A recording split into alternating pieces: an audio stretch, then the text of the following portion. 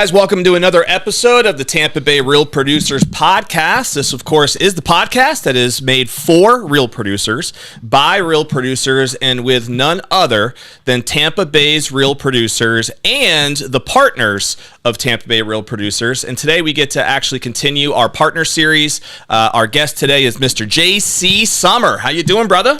I'm doing great, man. Thanks for having me. Yeah, no doubt. Excited to have you here. JC is a branch manager with Cardinal Financial. And so JC has been a partner now of our platform for over a year, I guess coming up on 2 years, I want to say. Yeah. Right around that time frame. So we're going to dive into JC's story and what he has to offer in the Cardinal Financial world to all of our listeners and all of the people who follow our podcast. So JC, why don't we start a little bit just again for people who might not know you. Just on your background, did you grow up in this area? If not, how'd you find your way to Tampa Bay? And of course, what is it about mortgages that got you interested at some point? So let's start there. Cool, thank you. So I was actually born in Wisconsin. Family moved here when we were younger. So I've pretty much grown up in the area, which I think is probably a big portion of how I've been able to build relationships with people and maintain those for so many years. And that just translated into the mortgage world when we got there. Yep. Finance is my background.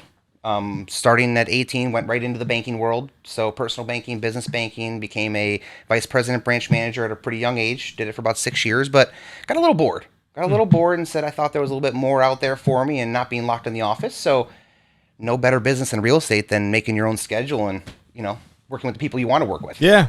Did you go to school in Florida or so you went to college here? Well, I actually did a little bit of college here, but for me, the real world was where I enjoyed it. I enjoyed Nice. the people. So I did not spend as much time in college as probably could have, but I jumped right into the finance banking. And that was in Tampa? That was right here in Tampa, Okay. yeah. I've worked everything from Sarasota, Clearwater, Tampa. Okay, cool.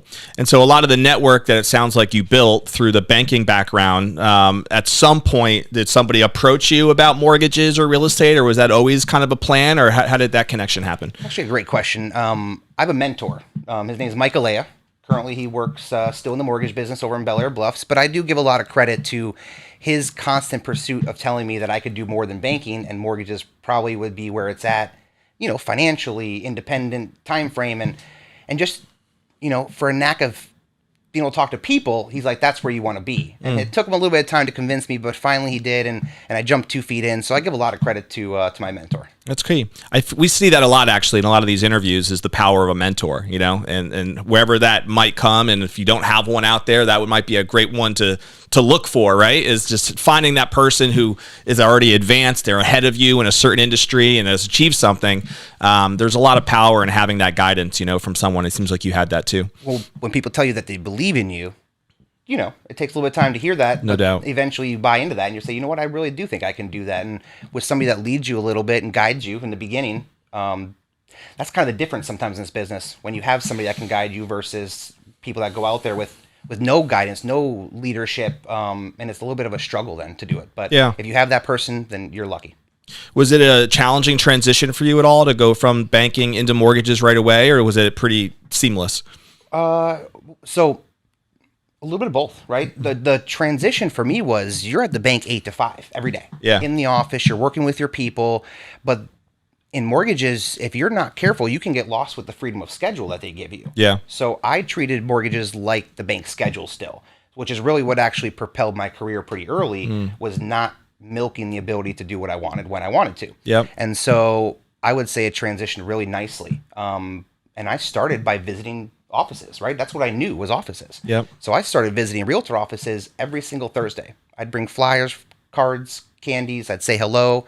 When you get front desk people to like the conversation with you, it's a little bit easier to get the agents to warm up to you as well. Got to get those gatekeepers to love you. Gatekeepers of the key. They know everything about their agents. They do. They know people that are producing. They know people that are needing help. They know programs they hear people talking about that they might need more info about. Yeah. And chocolate never hurts. No doubt. Yeah, no, I think everyone loves chocolate, right? That's the way to someone's heart. Yeah. Yes, absolutely. So you were, you started this kind of, by the way, you brought up a point I think is important, is when you transitioned into this mortgage business, you didn't really change your schedule at all, right? No. And I think a lot of people, as you said, really do struggle with the freedom, whether that be as a real estate agent and maybe for the first time they're getting licensed, they're trying to figure out what is my actual calendar going to be now and how am I going to execute it. Same exact concept, I guess, in lending, right? Or Yeah, whatever that 100%. world is. Like, there's so much power in knowing and having enough discipline. I know one of my mentors actually taught me years ago, because I've been a 1099 independent sales professional since I was 18, right? And so in those earlier years, it was drilled in my brain that was like, you're either going to have the discipline to figure out how to work for yourself and create your own schedule and actually stick to it, or you're not, and you're going to actually work for somebody else who's going to do it and hire you to do the schedule, right? 100%. And that's so true, right? At its core. And I think the fact that you were able to use what you were kind of used to speaks a lot to why you'd get off to a fast start. That discipline is so critical. Yeah, I mean, it's really easy to go to the gym at 10 in the afternoon or 10 in the morning. Not that I go to the gym at all, but it's probably easy to go to the gym. But in reality, if you can keep it to your before and after your work hours in the beginning, it's a real big key to getting off the ground. So yeah. Yeah, no, it makes sense. So things started gaining some momentum and some traction as you were doing these agent pop-ins, it seems like, and being able to kind of like get some key relationships facilitated that way. And then it was just kind of slow and steady and eventually grow. Is that kind of a safe assumption? Yeah, I feel like I've created like an 8-week program where after about 8 weeks, you can really feel whether you're in with an office or not, whether you're in with the agents with that office or not. So yeah, it just took a lot of maintaining that schedule over and over. I'd go to offices and then it just propelled from there. Yep. Because consistency, right? Persistency and consistency. And at the time, you were just operating as a solo LO, right? Oh yeah, I left all responsibility behind as far as management goes with the bank, and that was one of the key things, was just be responsible for myself. Right. So I was very lucky when my mentor also allowed me to utilize an assistant. Right, an assistant role is key to your growth, also because it really lets you focus on the things that are going to help you grow, your relationships, your partnering with your realtors, and some of the paperwork side. She was really able to take off my plate, which again is what I also contribute to my ability to get off to a really fresh, fast start. That makes a lot of sense too. So is that where the seed started planting about you wanting to build a team and thinking about now, as we mentioned earlier, JC is a branch manager. So there's some distinctions there between what it's like operating as a branch manager compared to operating as just an individual LO, right? Both have their value and both have specific areas of focus, right, that you have. 100%. When you got into this industry from a lending perspective, did you always want to go down that road, or did that evolve as well? Kind of came up over time. Yeah. As I became more comfortable in my own role, and as I knew my job a little more, which took years. I stayed in the individual LO role for quite a few years. I think I'm in it for 7 now, roughly. Right at 7 years. I maintained single LO, just do my own thing for many years, and then I grew into a team sales manager where I brought an LO in underneath me, and I thought that at that time I could still maintain my business and provide some insight. Help set up a file. You have a difficult income question. Maybe it's something I've crossed the bridge before. Maybe you need a little motivation to get out there and meet new people. I can provide all that. Mm-hmm. I tell my team, and right now we're a team of, office, right? Mm-hmm. I think it's important for people to have individual identity sometimes, so we don't work it as a team, but we all operate like a team. Yeah. But everybody's got their individual ownership of their own brand. Right. And so right now, currently in my office, it's 4 LOs and 2 loan officer assistants. And we call them production managers because truly that's what they are. They're helping manage the production. They're not assisting us. They're as important to the team as anybody else. So we like to try to consider them production managers because in reality, they're just as important to the team as anybody else.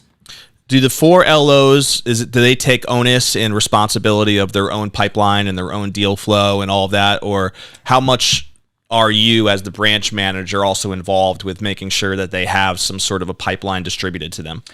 So, everybody's personality is a little bit different, right? And that's kind of the cool part about this business too, is everybody's personality is different. You get to work with who you want to.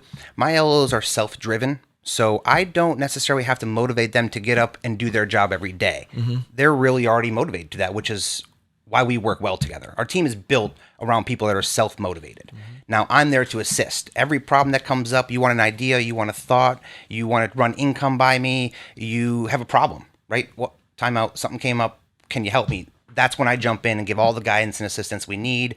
We have meetings with everybody. But to mesh in our team, you really got to be that self-motivator, really build your own pipeline, grow your pipeline.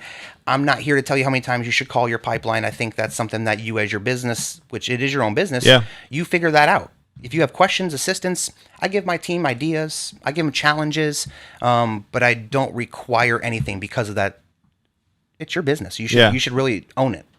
How much of your time now, JC, is spent on that team side, supporting, coaching, working with your guys, working with your team, trying to create a culture, I would imagine, within your organization, versus still doing, LO type responsibilities and securing business and working with buyers and sellers? How does that look like in your normal routine now? Well, being a producing branch manager, I am still 80-20. I'm in my business 80, and then I assist with my loan officers and the things they need 20. Okay. But I have a lot of really good self-sufficient loan officers, so they don't require a lot of my time. Gotcha. So production is still my passion. Okay. Right? You don't want to lose your relationships.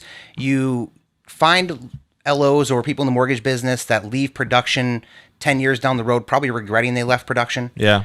Production is where So it pays the bills, right? It pays the bills, but it's your relationships. Yeah. I've said it a couple times, but this is the ultimate business of it. You get to work with who you want, whether it's your clients, your partners, your vendors. You don't have to work with anybody you don't want to. Yep. And so, it's 80-20. So I enjoy my people still. So I don't want to give that up. I don't know if I'll ever really want to give that up. Yeah, it makes sense. I think that's kind of how you got introduced to the business, right? And got into the business in the first place. So why would you ever walk away from it knowing that's the core of the entire line of things? Is there anything product specific necessarily, whether it be specific to Cardinal Financial or just maybe even market specific that you think would be worth the audience being more aware of? Anything that you feel like is maybe a misconception out there that you wanted to address that it would be important for people to understand?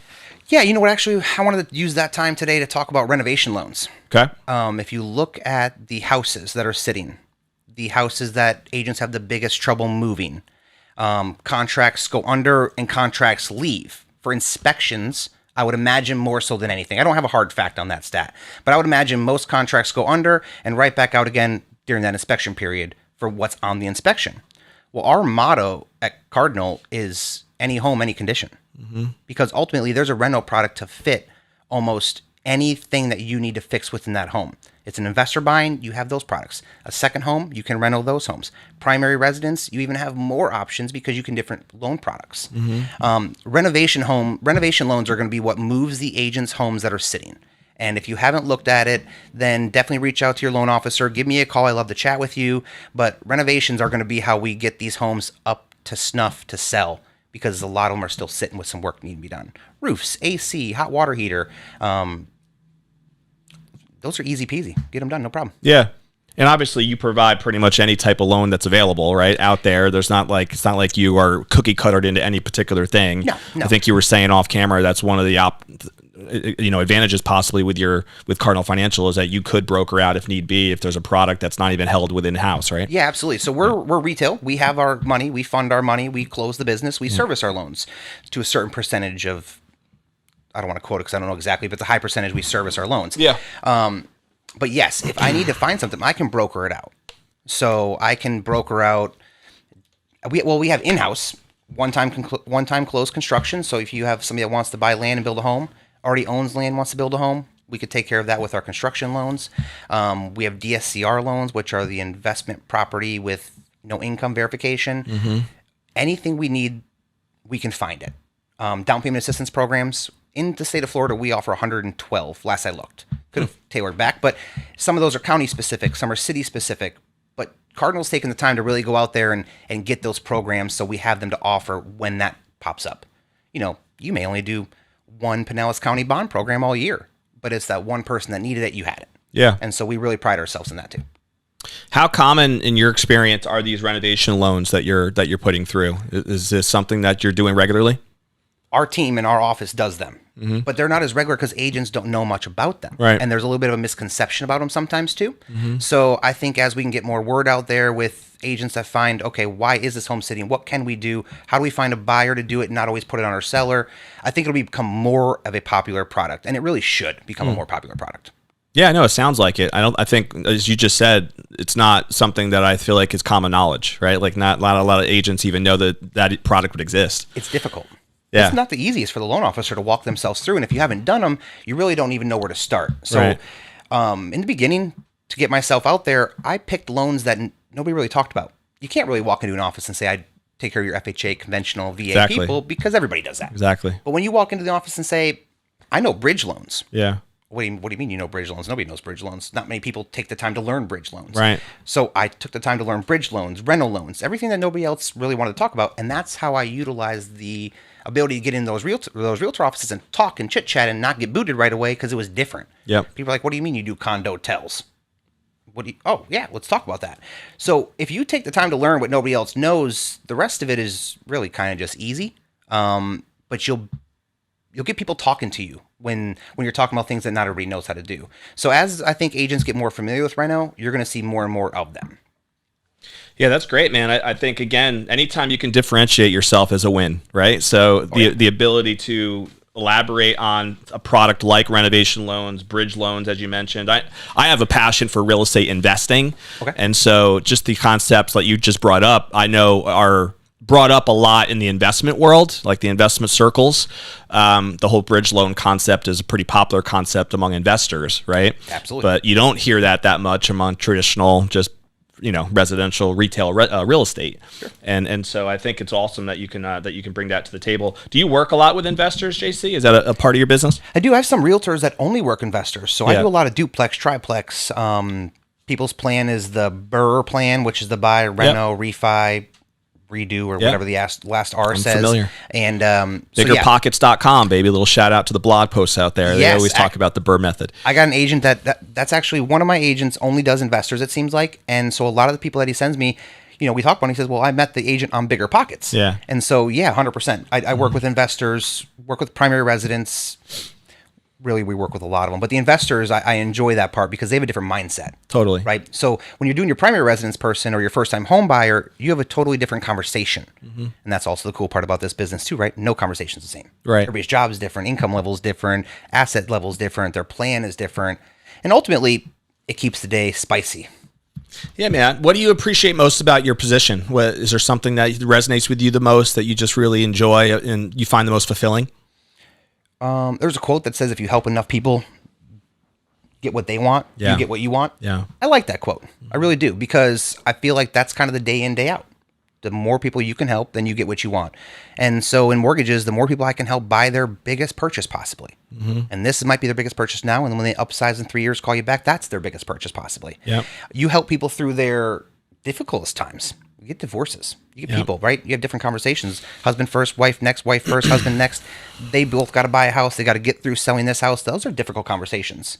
Deaths in family. These are all things that cause houses to buy and sell. And so as a lender and realtor, you're with these people throughout those portions. You're almost like part psychologist. Is that the word, right? You walk people through their off a cliff sometimes and, back them up a little bit and say, hey, we got this covered. Let the professionals help you. I enjoy that. I don't know. It's a big thing to do for people. And so you get to be a part of a big part of their life. That probably is the most fulfilling part of my job. Yeah, I think that mindset of being a consultant is really a common thread among a lot of the top producers that we've interviewed.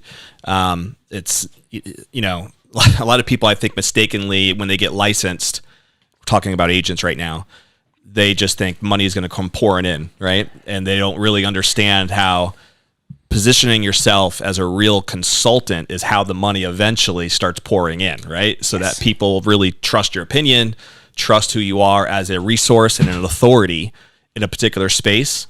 And I'm assuming it's probably the same concept, I would have to imagine, in the lending world too, right? Like you have to be viewed as a true consultant that people can trust.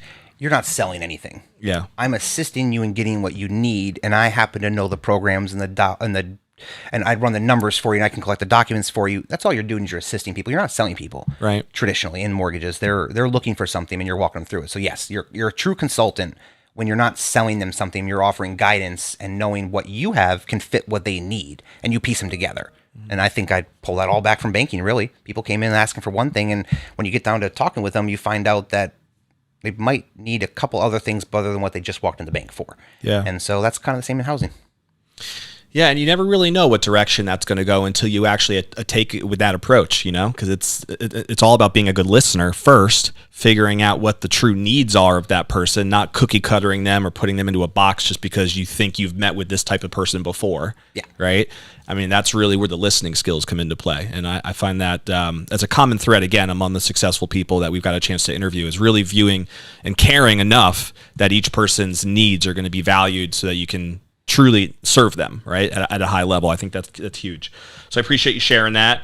JC, is there anything that you, in your time now in lending, do you feel like has been a big challenge for you? Is there a common obstacle that you've had to overcome, or that you see regularly? And it could even be in working with real estate agents, right? Like maybe there's some things that you've noticed over the years that have been challenges, in working with a certain type of agent compared to other agents, best practices possibly even.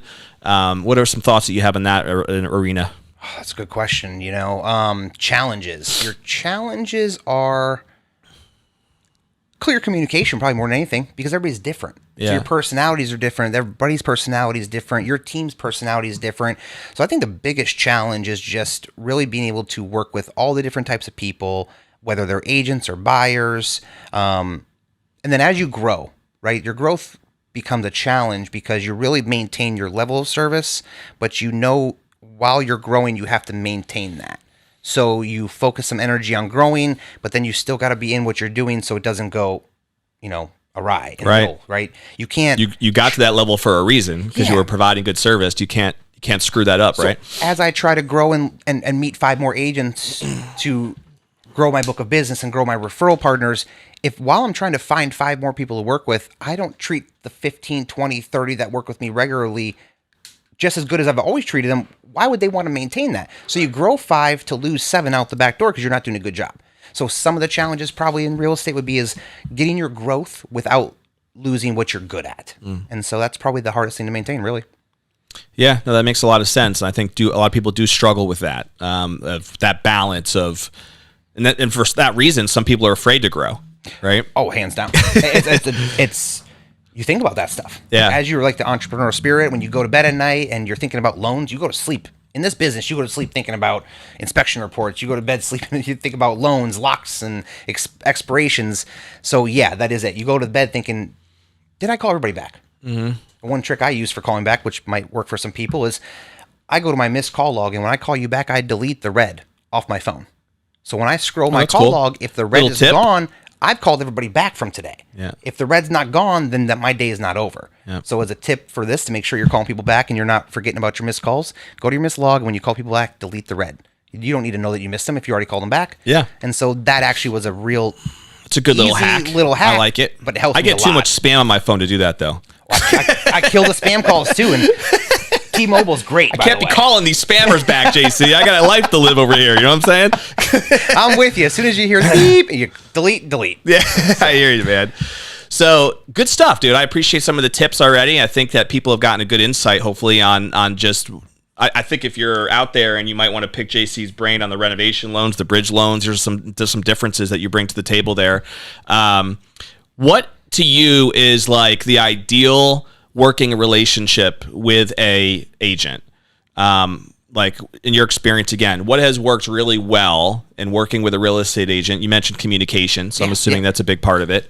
But can you give maybe an example of like what that relationship, when it's really working well, what it really looks like versus when it's not? Do you have a distinction there? You do. And I've found that my best working relationships are, the agents do a couple of things. Because really what you're trying to do is the agent traditionally, in the most parts, finds a buyer or a seller that turns to a buyer as well. And in our world, a lot of times your agents are what delivers you your leads. You have your circle of influence, you have your returning customers, but your new people, if you're doing it right and you're working with the agents that are out there producing, they're sending you leads. Yep. My most productive relationships are 3-way text messages. My agents that understand when they introduce me to a new client, what's better than a 3-way text message? Because you as the agent and the client are going to see my replies.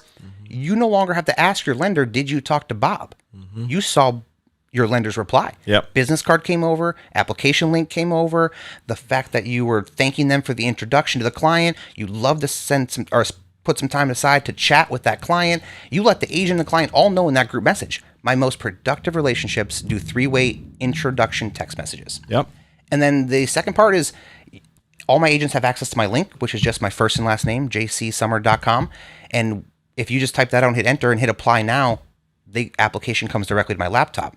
My most productive agents in our working relationship also give out my link to their buyers. A lot of times your buyer takes your recommendation on who to work with. So if you say, here's the link for the online application, if you want to get jump started, I'll also do that 3-way text message with my lender. A lot of times your clients jump right into that application without even talking to me first. I sometimes end up having to reference back my 3-way text with an online app that came in just because the online app came in and I didn't even recognize the name because my agent has already sent that link. Yep. The agent calls me an hour later and says, by the way, Bob Smith's going to call you for an application. Now, wait a minute. I just got a Bob Smith app like 30 minutes ago. I'll go jump on the phone with him right now. And again, before I even talked, that agent got the bulk of the moving the process forward done right there. So those are some tips and tricks that is most productive within me and my agents that we work together. Cool, man. I think it's awesome. 3-way text. I mean, it's so simple. What I love about both those tips is that they're both simple, right?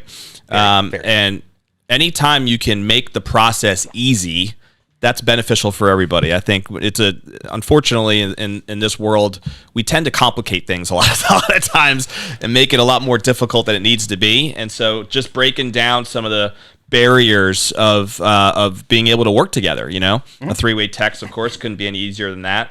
And then I love the fact that you were able to just simplify your application process to just your name, right? jcsummer.com. Boom. That's it. Just send a link. That's all we need to do. Get the process started. I'm sure it's self-explanatory. We don't have it. Maybe we can even pull it up though on our YouTube channel or something so people can see it. And that's a simple way to just have it be so easily convenient for your agents to just send over a link and get the process started, right? And once your client's engaged, there's probably got to be some stats out there that once your client's engaged, the amount of people that stay with you as an agent, as a lender, it's got to be higher, right? For because sure. They're engaged earlier. Yeah. It's important for the lender to get their introduction emails out, ask for documents right away. Yeah. You tend to build a relationship with people when they feel like they're engaged. So yeah, I do. Me and my group and my agents and my team, we live and die by that. Yeah, no, it makes a lot of sense, man. How you feeling about the market nowadays? You got any Nostradamus predictions on where things are looking, how it's heading? How you feeling about 2024? Anything that gets you excited about 2024 or even beyond? All right, so man, if I crystal ball, I'd be. If we all had it, right? Yeah, I'd probably be real rich. So 2024. We only bought Bitcoin back in 2007, huh? Yeah, yes, I wish. You're passing those things out because nobody believed in them, and next thing you know, you found out you bought a pizza with 10 Bitcoins, and you're like, well, that would have been I could have been a multi-billionaire by now. Yeah, that would have been a house. I do think that, all right, so if you follow rates at all, if you follow what causes rates to go up and down, that's probably the most important thing that agents and lenders need to be doing right now. Mm-hmm. And you see a direct correlation with certain things that go on in the economy that will directly affect rates. I think over the last year, you'll tend to see that rates obviously shot up. We're really looking, the Fed, the people in the industry, everybody's looking at a couple key numbers, which are the inflation numbers, the job numbers. And I think as this year goes on, you're going to see those not be as strong as what they've been, which is going to in turn slowly help us get back to where we are all more comfortable in rates. Because rates don't just affect houses. They affect cars, credit cards. Sure. Housing affects it, really all of it. Yeah. I don't see a plummeting now. I think people need to be careful with that. I see the rates pulling back, but it's going to be slow. Mm-hmm. It's not going to be fast. Yeah. Even when the quarter point happens, you're going to see lenders dropping rates, but it's not going to be off a cliff. It's going to be, they're going to drive them down slow. And even over the last couple of months, you've noticed people went crazy over 3 days because 3 days we had a huge drop, right? Mm-hmm. Over 3 weeks later, it slowly got back all of that we gained in those 3 days. Right. So what you're going to find also now is more the ebbs and flows that are traditional in real estate. We've seen nothing but cliffs and I don't know how you define peaks going and valleys. Peaks and valleys, but there's a lot of peaks and a lot of bottoms, but there's no valleys. Right. So you're going to see more of that flow, I think, with rates, even as they climb back. A couple weeks up, a couple weeks down, a couple months up, a couple months down, as it slowly works its way back to more standard. I had the ability to sit and listen to a Fannie Mae economist talk, so that was interesting to hear where they thought that a stable market runs and things like that. I don't want to give a prediction out there because I don't specifically know. Sure. But I think that you really start to see real estate moving when your government loans are comfortably in the 5s and your conventionals are low 6s, high 5s. I do think hopefully by years down the road you'll get a little better than that. You mean those days of like 2 1/4? That's not going to come again. You probably should plan for no. Just game plan for now. 2021, 2020, what was that? Late 2020, right? 2021 days? Yeah. And I think if you plan for that, you're going to be in for disappointment. So you should plan for 4s and 5s, maybe in some 6s, which we're in now. But I just think that should be what people plan for. And anything better is just going to be a bonus. But it'll be hard to really make your decisions on what you want to do with real estate, hoping for 3% interest rates. That's where a lot of people are going to get stuck. Looking for 3s and just sitting and either not being in, not getting any growth, or being in a house that they don't love because they don't want to move. But probably should plan for those days being gone, which is the best idea because then it's always a benefit when it does. Yeah, and if you really look at the history of it, it's not like that was the abnormal time. Right? It's not like that was the standard that now we're living in a different time. Like we're actually kind of back to normal now compared to compared to what that was from everything that I've kind of looked at. And I've had a similar conversation with a few other, lenders and also people specifically in investment world. It's like, there's still a lot of money to be had if you understand the game, right? And can play it appropriately. So I think it makes a lot of sense what you're saying. So let's switch gears a little bit, JC, to some personal stuff for people who, again, just to get to know you a little bit more. I think we've gone through a lot of good stuff regarding the finance world.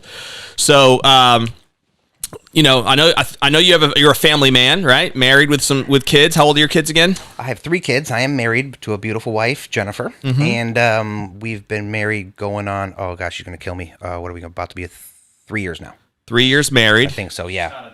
All right, good. So we can edit that out if we need to. Yeah. She'll see the edited version later. I do have 3 kids. I have a 15-year-old who wrestles in high school. I have an 11-year-old who plays rec baseball locally in Palm Harbor. You guys live in Palm Harbor, right? We do. We live right there in Palm Harbor. And I have a 18-month-old. Well, you're busy. We are. You're busy. I joke with people, and a couple years ago, as me and my wife were talking, and, we had the older kids and kind of a little bit more freedom maybe and stuff, right? A little bit more self-sufficient. And so I was talking sports cars and condos, and she was talking, well, no, we need one more. Right. And so She won, and I'd never go back, but maybe 10 more years we'll do that sports car condo. You're heading that direction. Yeah. What do you guys love to do for fun? What keeps you busy? Other than just hanging out with the kids. A lot of times the kids' activity is what keeps you busy. Right. We have a lot of great friends though, so we're able to see them when we can and mingle the families together and do things. We built a pool last year, so we're really looking forward to taking advantage of that this summer. Nice. At the house. Nice. With the weather it's going to be. Is that a special loan as well? The pool loan? Yeah, there absolutely is. You can do a lot with that. But the kids, kids dominate your time. Right. 5, right? I do. 4, 5, I have 5, yes. Yeah. So mine are more one right after another. You have a little bit more of a gap there. Yes. Even though we just had our baby just turned 1 in January, so that was a 4-year gap between her and my other. Used to be my youngest daughter. Now in the middle there, I guess you would say. So yes, we have 3 girls and 2 boys. Yeah. And they're all under 9 years old. So it's crazy. Yeah, but you mingle, again, it's a relationship business. So you tend to mingle your work and your personal somewhat too. So you see people you work with, you see, you end up, it's a true mingling of your life really when you get work and everything involved. But yeah, kids activities. We love downtown Palm Harbor. We love, going down there to eat and hanging out. And so, yeah. You play golf at all? Not as much as I'd like to. Innisbrook is pretty sweet over there. It is. I played the island course a couple times. Yeah. The last 2 years has been probably tying it with the baby thing there. The last 2 years I've not golfed as much as I'd like, but I used to get out there. I can relate to that, my friend. A couple times a year. Not as much as I'd like though. I know it. I do miss it a little bit. I used to try to play at least once a week, and that has not happened for a long time. So I coached baseball for 3 seasons. I coached the football for a couple seasons, tackle. I did flag football, which was probably my funnest time with some of the kids. My oldest and his friends. So yeah, it's your adult activities turn into your kids' activities. I totally get it. We had a baseball game last night, actually, in Land O'Lakes. So my 2 boys played Land O'Lakes Little League. Cool. And I coach both their teams, actually, as an assistant coach. So we had a game last night. We have 2 games tomorrow. It's just, that's the life, man. I understand it. I've done the head coach thing, but then for a couple seasons, I'm like, let me just be third coach, right? Right. The least little bit responsibility easier. A little bit coach. easier, yeah. Yeah, you need somebody to just throw BP for a few, I got you covered. That's right. Making the lineup, that's 25 minutes of actually thinking about it. Let me just get the BP when I'm there. No doubt. It is a lot of fun, though. I enjoy it still. It's I I gives you flashbacks to your days playing baseball. At least for me, I grew up playing ball as a kid up in Connecticut, and so it's fun to kind of see my boys really enjoying it and doing well with it. So I will say that the fresh smell of grass on Saturday morning does not change whether you're 15, 14, or you're 38. No doubt. Because when you get out there on Saturday, you're like, that is the smell of a Saturday morning at the field. Yeah, it's special. It is kind of cool. And I know you're pretty integral in your community, right? Like working, like Palm Harbor for you is a home, but you've also built your business brand in that market a little bit, I think. You've sponsored various events for your kids' functions and things of that nature. And so I think that makes a lot of sense too. Like really mingling, as you said, your business with your community. Yeah, 100%. I sponsor Palm Harbor Panthers football. I sponsor Palm Harbor Little League baseball, which I got to get with John on my banner for this year. I sponsor Palm Harbor High School wrestling. I guess if there's no better place to put your money back than your kids. Yeah, and no doubt. Everybody else's kids in the community, ideally, and then you feel like you really did a little something to put back, right? Absolutely. So I enjoy doing our partnership. Right. But I enjoy doing our partnership as much as I enjoy doing those ones too, because I have friends that kids stand next to my banners and they take pictures and they text them to me. Yep. Some of them are funnier than others, you know.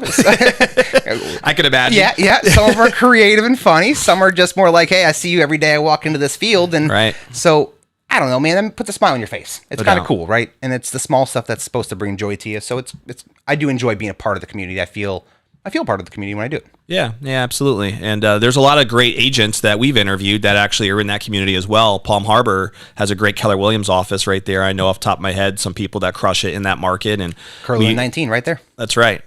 One of my friends, Jeffrey Borum, little shout out to Jeff. He's also a Palm Harbor resident. I'm sure you know him. Me and Jeff were just talking on the baseball fields. Opening day Saturday was Little League. Yes. So I know his sons play ball. That's right. Yeah, his sons play ball. My son plays ball. So we were chit-chatting over there just on Saturday. I think it was Saturday opening day. No doubt. Very cool. A couple rapid fire questions, JC. So do you have a favorite book or author or seminar maybe that has made an impact on you professionally or personally? There's a book called The Millionaire Mind, and there's another book called Who Moved My Cheese. Mm-hmm. And Who Moved My Cheese was one of the first books I actually read in corporate America when I got into it. My then manager recommended all about priorities, right? It's priorities and relationship, right? And making an impact. Yeah. And if you make an impact with somebody, they remember that. So whether it's the loan or the real estate. So I enjoy both those books. But The Millionaire Mind was another good one, a little bit of a bigger book. Took me some time to cover it, but it was a good book too. I don't think I've ever read that one. I've read The Secrets of a Millionaire Mind from Harv Eker, which I think is an amazing book. Who wrote Millionaire Mind? Do you know? I do not know. Okay. I'll have to check it out. I don't think I've read that one, actually. I love getting book recommendations on this podcast. We try to do that every single time, so it works out well. Yeah, absolutely. If you guys follow us on the podcast, you can probably have an endless amount of book recommendations from just following our podcast for sure. And Who Moved My Cheese is a real easy read. Yeah, I have read that. It's years ago now. I think it was it Covey who wrote that? I forget the name now, but I've read the book. Bad with the author names. Yeah, I have read the book years ago, and it is a great book. I remember from what I remember about it, I remember it being a lot about just the power of like setting clear priorities and understanding what the most important one is to set, and then like as you said, relationships and tying that into the power of priorities as well. So it makes sense. Do you have a favorite movie or TV show? Well, I've seen. I'm not a big movie person. I obviously got a lot of classics. Maybe I'm an old soul here, but I'll watch Die Hard. I'll watch Lethal Weapon. I'll watch the Beverly Hills Cop. I thought you were going to go with like right? Gone with the Wind or something like that. Nope. But I do love a good Wolf of Wall Street movie too. So Okay. something that ties into the finance, the fun, that part of it. So, but yeah. So my 18-month-old, his favorite movie is Home Alone 1, the 1990 classic. version. So Can't go wrong. if you've never seen an 18-month-old watch the entire Beverly Hills Cop movie with you too, he literally will just hang out with me and watch these old movies. So, but those are I've seen Home Alone in the last 4 or 5 months more times than I can count. That's funny.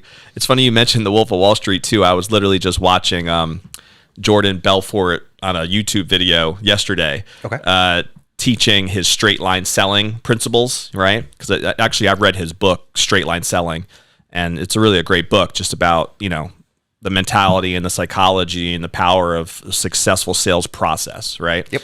So he does a good job of teaching that, and then he's got content all over YouTube nowadays to be able to share a lot of that stuff. But yeah, that book, that movie was a pretty interesting reenactment of his lifestyle back in those days. But it was definitely a top movie for sure.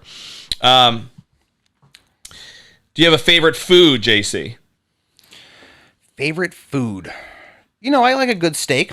Oh, steak guy? And anybody that makes their steak, cooked more than medium, I like to let them know that they've now ruined their steak when they order it. Yeah, I agree with that. So if anyone wants to get on your good side, just take you out to Burns and you're good to go. Just don't order anything more than medium. Yes, medium rare. Let's not get crazy here. Yeah. You got to keep it medium rare. I mean, I want to taste the darn thing, right? I like the medium rare. Nothing over medium rare. You just ruined it. Yes, I can relate to that as well, for sure. All right, so we'll put a bow on the episode here for you with what I call our legacy question. And this is designed to kind of get people to think about when that day does come and you're kind of looking back on your business and your life and you're sitting on that rocking chair. What do you think would be most important for you? What do you want to be most remembered for when you think about the legacy you'd want to leave? Oh, man, a legacy question. That's a good one.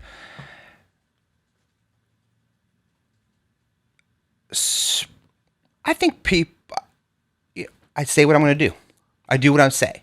Mm-hmm. I'm a pretty upfront. My wife says I'm aggressive. I don't like the word aggressive necessarily, but I get excited. Yeah. And then I start talking, and she's like, well, you're just so much for some people sometimes. And I'm like, yeah, sometimes I might be. I'm a little bit aggressive, a little bit exciting. But I really say and tell you how I feel, what I think, and I think that's part of the excitement behind it. I deliver my message very clearly, for the most part, I think, to people. So I think that a legacy question would be is definitely what you were getting with JC. You knew where you stood. You knew how you worked together. I think that's an important piece of who you are. And I'm the same person I am at work as I am at home, right? It took me a little bit of time to really learn that, actually. Yeah. And so I think that might be a legacy piece, too, is really if you're just who you are in life, whether it be home or business, and let it flow together, I'm a firm believer in that. So there's no different side to me necessarily. I'm the guy. So you're not a Gemini, you're saying, huh? No. I'm the guy that at work as I am at home. And again, sometimes, like I said, people find that to be a little aggressive, but I'm an exciting kind of guy, I think. I like it, man. You got to be a straight shooter, right? You do. Which is what I wrote down for you. I think JC is just a straight shooter. I think that says a lot about what you can expect, right, when you work with JC. So we're going to put a bow on the episode the way we always do, which is to challenge the audience. If you're watching this live, if you're watching this on any of the podcast platforms that we're on, if you don't already subscribe to us, by the way, just click the button. That way you're notified every time we have a new episode that comes out, which we drop a new episode every Friday. But what is one action step that you can take from this conversation with JC here today that can help move you forward personally or professionally? Maybe you just need to have a conversation, and we didn't mention that, JC, but if someone wants to reach out to you, what's the best way for them to reach you? Yeah, so the easiest contact for me is my cell phone. It's 727-244-1278. You could text me. You can call me. My website is also just www.jcsommer.com, SOMMER, and that'll take your people right to the application. But my cell phone is by far the best. And in this business, It's 7 days a week. Yep, that's what you need. And it's Sommer with an O, right? Not a U. Sommer with an O. With an O.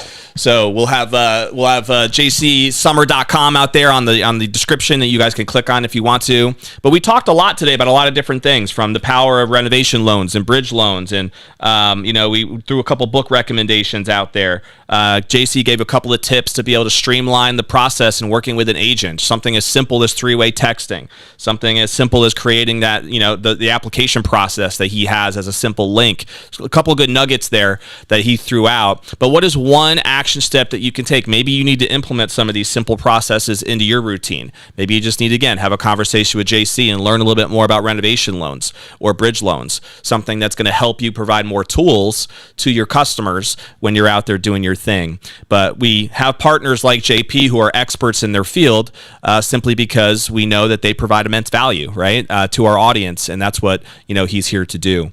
So guys, hope you have a great rest of your day. We will see you, of course, on the next episode of Tampa Bay Real Producers. Stay classy. We'll see you then.